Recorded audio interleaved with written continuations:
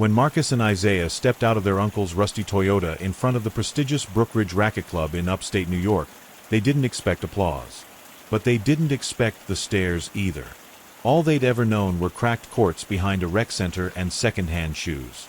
Now, they were stepping into a world where tennis wasn't just a sport, it was a birthright for the wealthy.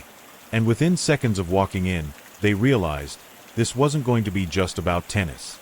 It was going to be about identity, class, and the fight to be seen. The gravel lot crunched under the tires as their Uncle Jerome parked awkwardly between two black Range Rovers. "All right, nephews," he said with a grin. "Time to show them what a city backhand looks like." Marcus zipped up the only tennis bag they owned, a scuffed Wilson duffel held together with duct tape. Isaiah adjusted his hoodie. "You sure this is the place?" he asked, looking at the towering stone building with glass walls and gold accents. "Looks more like a law firm than a tennis club." Their uncle laughed. "Yeah, it's the place. And y'all earned your spots. You didn't get invited to Brookridge for nothing." Inside, the marble lobby glistened. Staff in navy polos moved briskly.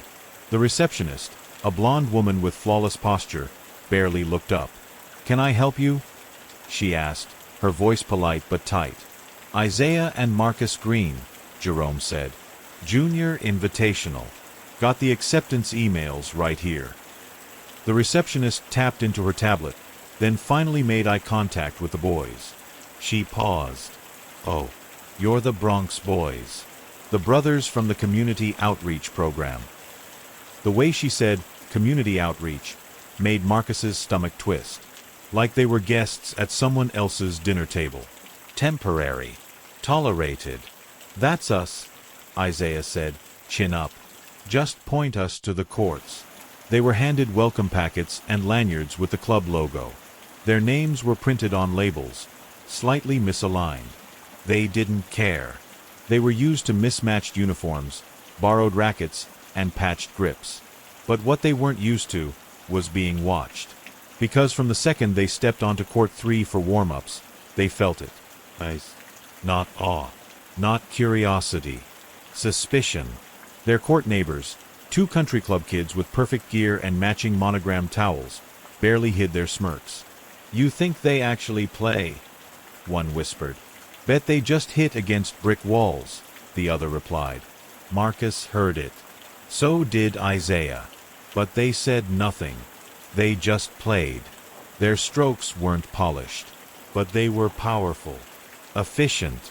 Years of hitting on broken concrete taught them how to move fast and read balls early. They didn't waste energy. They couldn't afford to. "Who taught y'all to play?" one of the other kids finally asked, clearly not expecting an answer. Marcus replied, "Our uncle. On courts with no nets." The kid blinked. That night, in the dorms assigned to the visiting players, Marcus sat on the lower bunk and unwrapped the last granola bar from home. "This is different," he muttered. Isaiah looked out the window. "Yeah, but the ball still bounces the same." They had the last court time that evening. No one stayed to watch. Just one old janitor sweeping behind the fence and a single assistant coach who looked up every now and then but didn't say a word. But they kept playing. Cross courts. Serves. Overheads. They weren't just practicing. They were reminding themselves of who they were. The next morning, breakfast was served in the club's dining lounge. Crushed velvet chairs. Real silverware. Kids in headbands and branded polos sat in packs. Laughing. Joking. Some pointing. Isaiah and Marcus walked in with their plates and sat alone. A girl at the next table glanced their way and whispered, "Those are the scholarship twins." Another boy leaned over and said loudly, "Hope they brought extra strings. Cheap rackets don't last long." The table laughed. Marcus gripped his fork tighter. Isaiah just said, "They'll get real quiet when we're on court." By noon, they were assigned their first match. Practice round. No audience. Just warm-up drills and team assessments. Coach Brent Donovan, head of Brookridge's elite juniors program, watched from behind the baseline. Arms crossed. Poker face. The boys were paired against two ranked players from Connecticut. Their opponents showed up with matching bags and logo headbands. Isaiah and Marcus wore plain t-shirts and hand-me-down shoes. And then, it began. Rally after rally. Return after return. Every time their opponents tried to force an error, the boys adapted. When one hit a drop shot, Marcus sprinted up, sliced it back perfectly. When the other served wide, Isaiah slid and cracked a forehand down the line. The elite players started looking at each other. Coach Donovan leaned forward slightly. By the time the practice set ended, the score was 6-3. Isaiah and Marcus had won. Their opponents stormed off, whispering about lucky points. Coach Donovan walked up, clipboard in hand. "Green brothers, right?" They nodded. "You've got good instincts," he said. "Raw, but sharp. Let's see how you handle pressure." Then he added, with just enough edge to cut through the air, "Tomorrow, you're playing the top seeds." Marcus blinked. "Who?" Coach didn't answer. He just walked away. Isaiah turned to his brother. "I think we just made the bracket a whole lot messier." Marcus cracked his knuckles, smiling. "Good. Let's show them messy." Everyone in that room thought they knew how the match would go. Two inner-city brothers in worn sneakers, facing the top-ranked doubles team in the region. Easy win for the rich kids. But what no one realized was this: Isaiah and Marcus weren't just playing to win. They were playing to be seen. And what happened next would make even the loudest critics go silent. By 10 a.m., Court 1 was packed. Brookridge Club usually didn't draw much of a crowd for prelim matches, but word had spread, the Bronx boys are playing the Ridgemont twins. Tyler and Travis Ridgemont, ranked number 3 nationally, heirs to a hedge fund legacy, coached by ex-Olympians. Flawless serves. Killer smashes. Picture-perfect forehands. Their warm-up looked like a commercial for the U.S. Open. Marcus and Isaiah stood on the opposite side, bouncing on the balls of their feet, rackets taped in 2 different colors. One red, one blue. They didn't talk. They didn't need to. From the sidelines, Jerome clenched the fence, whispering prayers through gritted teeth. A few parents sipped coffee and chuckled. "This won't take long," one muttered. The ref called it. "Love all. Play." Tyler served first. A blazing, 115 miles per hour missile. Marcus blinked and returned it clean down the line. "Winner." Gasps from the crowd. Tyler flinched. Lucky shot. Next serve, this time Isaiah. Return cross court. Tyler chased it. Net. 0-30. Travis signaled something behind his back. The twins adjusted. Next rally was long. 14 hits. Sharp angles. But Isaiah and Marcus were fast. Too fast. They took the point. By the time the first game ended, it was 0-1. People sat up straighter. Coach Donovan walked down to the court quietly, folded his arms. Next game, the twins fought back. Slams. Overheads. Evened it out at 1-1. Then 2-1. Then 2-2. The match turned into a brawl of tennis IQ, grit, and raw determination. At 4-4, something shifted. Marcus hit a shot that bounced high over Tyler's shoulder, clipped the line. The ref hesitated. Tyler called, "Out." Isaiah stepped forward. That was in. Everyone saw it. "No shot," Travis said. "Out." Ref said, "I didn't see it. Replay the point." Marcus nodded. "It's fine." But it wasn't. On the next serve, Tyler slammed the ball straight at Marcus's ribs. The impact made him drop the racket. "Come on," Tyler shouted, fists clenched. "This isn't dodgeball." Isaiah rushed over. "You good?" Marcus winced, nodded. "Yeah, just got the wind knocked out." The crowd had gone quiet. No cheers now, just murmurs. They kept playing. Down 5-4 now. The next point, Isaiah's serve. He tossed the ball up, swung, and his shoe skidded. He slipped, the serve faulted. Laughter from the sidelines. Should have brought real gear, someone heckled. Isaiah gritted his teeth. Reset. Tossed again. Silence. 5-5. The Ridgemont twins started unraveling, arguing, slamming rackets. The pressure cracked them. Isaiah and Marcus, they played calm, clean, with purpose. At 6-5, game point. Travis served. Isaiah returned. Quick volley. Marcus sprinted and smashed it straight between them. Game. Match. 7-5. Dead silence. Then a slow clap from Coach Donovan. Then another. Then the crowd joined. Even some of the other players. Isaiah dropped to one knee, breathing heavy. Marcus walked over and helped him up.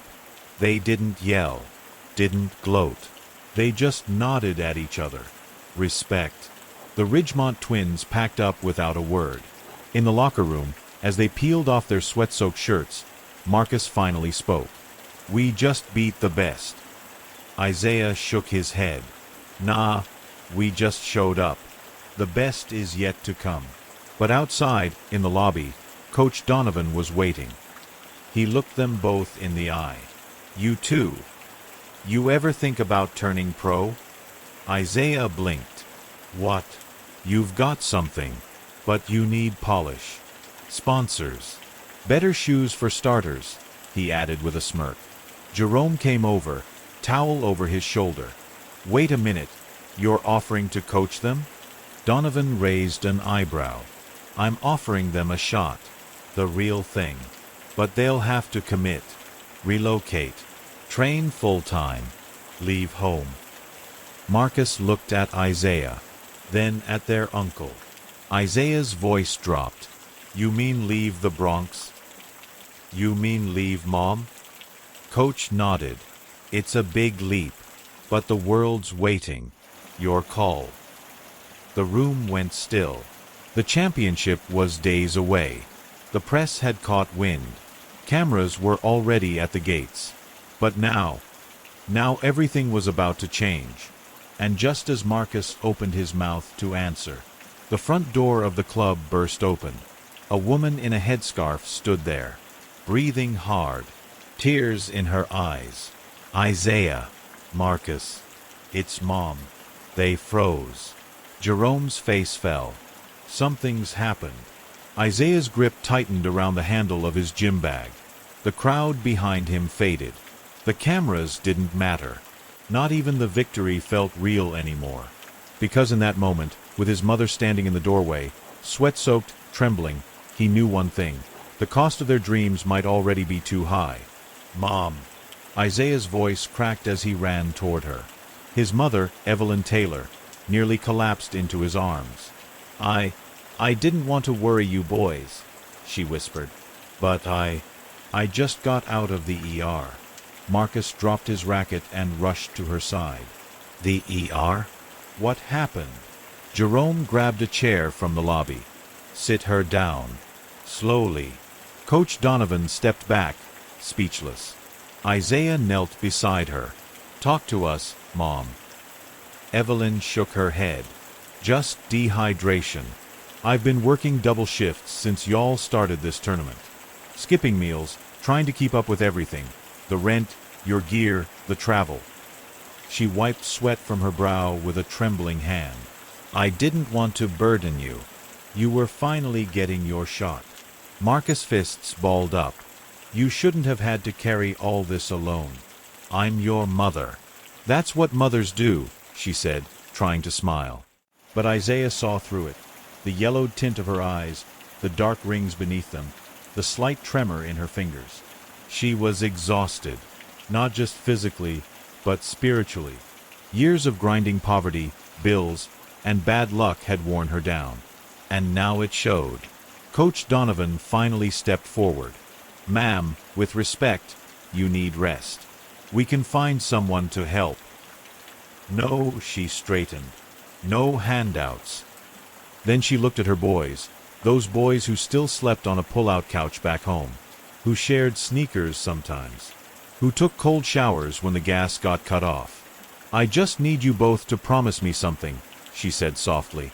Isaiah swallowed. Anything. Win, she whispered. Just win. Let all of this mean something.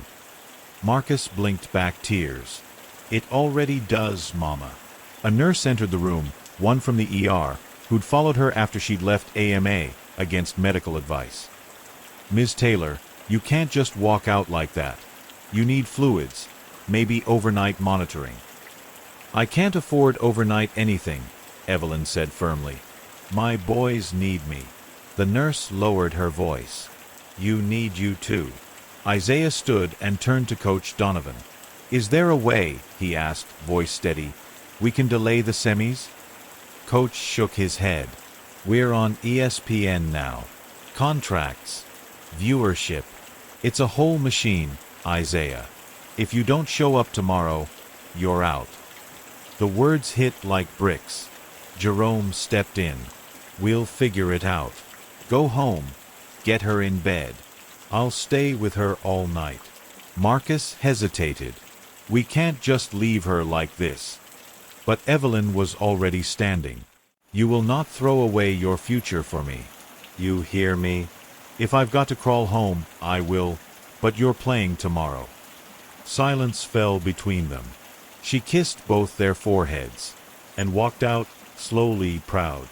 That night, the boys didn't speak much. Isaiah sat on his mattress, staring at the ceiling. The room smelled like icy hot and laundry detergent. In his hand was a photo, Mom, smiling wide in a nurse's scrubs. Taken before the accident. Before Dad died. Marcus stood by the window, headphones on, bouncing a tennis ball against the wall. Finally, Isaiah whispered, What if we lose? Marcus stopped. Then we lose. Isaiah looked up.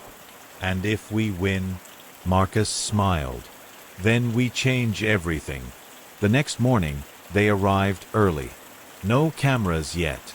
Just the smell of cut grass and the sound of practice balls in the distance. Their opponents? The #1 seeded team from California, Jace Montgomery and Lucas Tanaka. National champs. Social media darlings. Privileged. Polished. Ruthless. Marcus watched them practice their synchronized serves. They looked like they came out of a tennis factory. Isaiah nodded. But they've never played us. By 11 a.m., the match had begun. Game after game, aces flew. Grunts echoed. Sweat poured. But it was clear from the start. The Bronx boys weren't intimidated. They played with rhythm, power, and most of all, purpose. The announcer's voice boomed. This is turning into one of the most exciting semis we've seen in years. Jerome watched from the stands, refreshing his phone. A message popped up. Evelyn Taylor. Made it back home. Lying down. Watching you live. Make it count. He smiled, and looked up just in time to see Isaiah leap for a shot, spin in midair, and land hard on his left foot.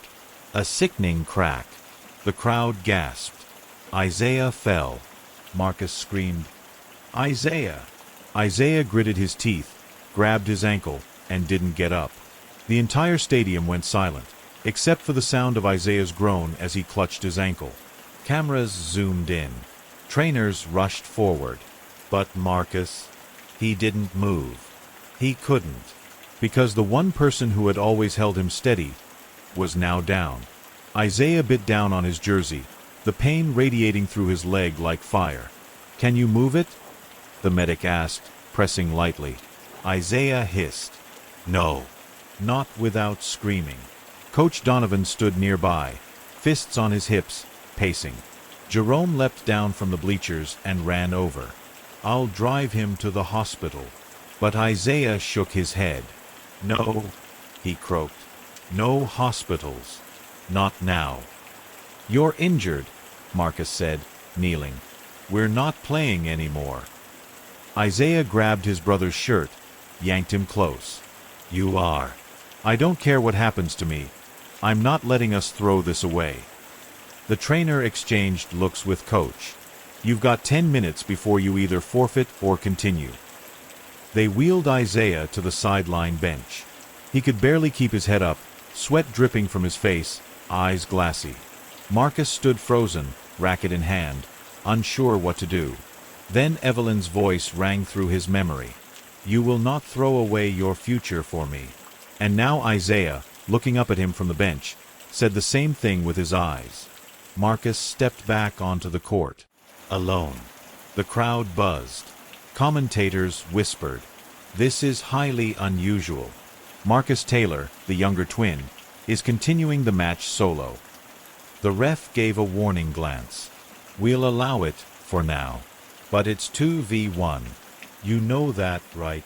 Marcus nodded, jaw tight. "I know." And then, he served. Harder than he ever had. The ball exploded off the racket. Lucas and Jace laughed it off at first. He's gonna burn out in minutes. But he didn't. Marcus played like fire on legs. He dove. He slid. He anticipated every angle. For every double shot from the other side, he had an answer. The crowd went from murmurs to roars.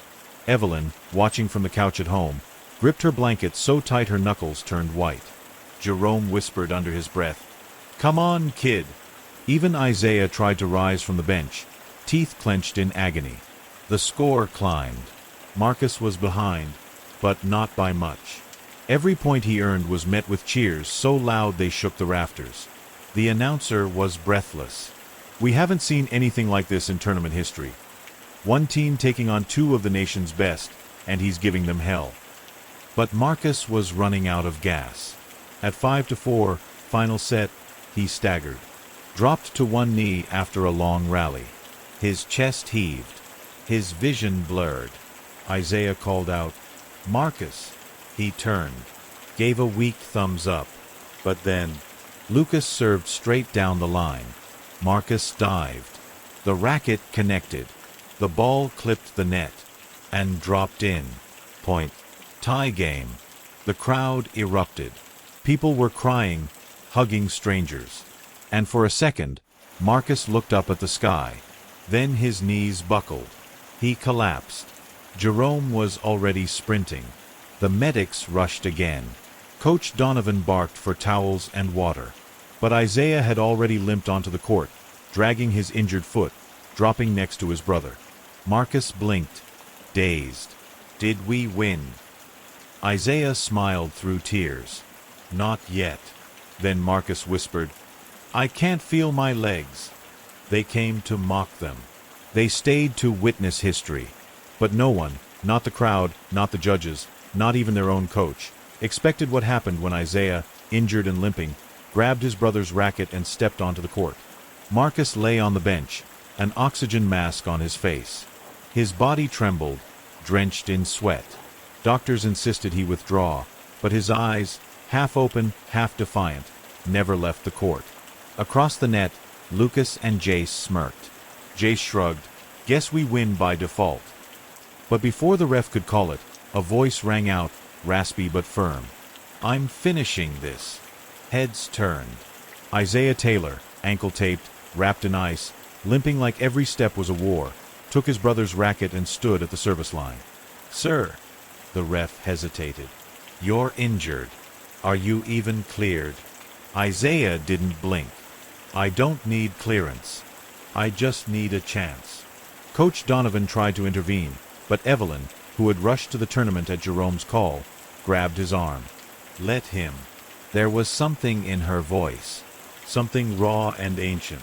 A mother who had been powerless her whole life, now seeing her son's refuse to be powerless. The crowd went dead silent. Isaiah bounced the ball once, twice, and served. It wasn't perfect, but it landed. The game was on. For every ball Lucas and Jace fired, Isaiah returned it with heart. He grunted, staggered, but refused to fall. His ankle screamed with every pivot, but his eyes burned. The commentators couldn't contain themselves. "We are witnessing grit, pain, and something sacred. This is no longer about tennis. This is about legacy." At one point, Lucas aimed directly at his leg. It connected. Isaiah howled. But he didn't fall. He raised the racket and served again. From the sideline, Marcus, still weak, whispered through cracked lips, "You got this, Zay." And Isaiah did. He played through fire, through tears, through muscle spasms, until the score was 6-6. Match point. The arena held its breath. Lucas smirked again. "You're limping on one leg." Isaiah stared at him. "Yeah, and I'm still here." He tossed the ball, swung. The stadium exploded. People were on their feet, screaming, crying, stomping. Cameras flashed. Commentators were speechless. Isaiah dropped to the ground, weeping. Marcus, still strapped to medical monitors, tried to rise. Jerome caught him and helped him limp to his brother. They collapsed into each other's arms, shaking with joy, disbelief, and exhaustion. Evelyn burst through the crowd. Security tried to stop her, until the judges saw who she was. She knelt beside her sons, and all she said was, "You were never just enough. You were always everything." But as they basked in victory, a stern voice echoed from the judge's booth. "Pending investigation, this match result is being contested." Silence fell. The boys looked up, confused. A tournament official stepped forward, papers in hand. "There's been a formal complaint filed against the Taylor brothers, alleging rule violations that could nullify their win." Isaiah stood frozen. Marcus's eyes widened. Jerome's face went pale. Evelyn whispered, "No." They had just made history. But now, standing in the center of the court, the Taylor brothers were being accused of cheating. Their victory, their dream, was hanging by a thread. And what the judges said next would change not only their fate, but the hearts of everyone watching. The tournament official's voice boomed again. "An anonymous complaint has accused the Taylor brothers of switching players mid-match in violation of Regulation 4.2.3, unauthorized substitutions." The crowd murmured, confused, angry. Some even booed. Jerome clenched his fists. Isaiah, still limping, looked around helplessly. "We didn't cheat. I played for him because he couldn't stand." A judge adjusted her glasses and stepped forward. "That's exactly the issue. Official substitutions are only allowed under medical certification and with proper protocol. That did not occur." Evelyn stepped forward. "So you'd rather see a boy collapse than let his brother finish what they both started?" Silence. Isaiah turned to the crowd. "My brother gave everything to get us here. He trained when he had no food. He fought asthma attacks. He bled on this court." Marcus's voice cracked. "And I would have played to the end, but my body gave out. So my brother became my body. We didn't cheat. We shared one heart." One of the other coaches, Coach Donovan's longtime rival, stood and spoke into the mic. "Those boys played with more honor than half the seeded teams here. If you strip that win, you're stripping the very soul of this game." The crowd erupted. Slowly, other players, opponents, stepped forward. One by one, they removed their hats, placing them at their feet in silent solidarity. Even Lucas and Jace hesitated. Jace muttered, "We didn't even want to win like that." Lucas just nodded and said, "Let them have it." The lead judge looked at her fellow board members. A long, tense pause. Then she turned to the crowd. "Given the unique circumstances, the overwhelming sportsmanship demonstrated, and the precedent this will set, we hereby affirm the Taylor brothers' victory." The stadium exploded. Isaiah fell to his knees. Marcus covered his face, sobbing. Jerome lifted them both off the ground as Evelyn wrapped her arms around all three. Camera flashes lit the night. Reporters swarmed the court. Networks replayed the footage. The moment became legend. Weeks later, a national news special aired. From concrete courts to champions, the Taylor brothers rise. Scholarships rolled in. Endorsements followed. A documentary team offered to tell their story. But none of it mattered to the boys as much as what came next. Back home, Jerome called the neighborhood kids together. He had an announcement. With funding from an anonymous sponsor and the boys' winnings, they were building a free tennis academy right there in the neighborhood, equipped with courts, gear, trainers, and mentors. They named it the Evelyn Center for Rising Champions. On opening day, Marcus spoke to the crowd. We were told we didn't belong, that this sport wasn't made for boys like us. But here's the truth. No one can lock you out of a dream you refuse to quit on. Isaiah added, if someone throws a rulebook at your heart, write a new chapter. Because your value was never in the scoreboard, it's in how hard you fight when no one's watching. And as the sun set that day, Evelyn stood at the edge of the court, watching her sons train the next group of kids. Some barefoot, some shy, some hungry. She whispered to herself, they said my boys would never make it. But I raised legends. You don't need to come from power to become powerful. Grit is greater than privilege. And when you carry purpose in your heart, the world has no choice but to listen.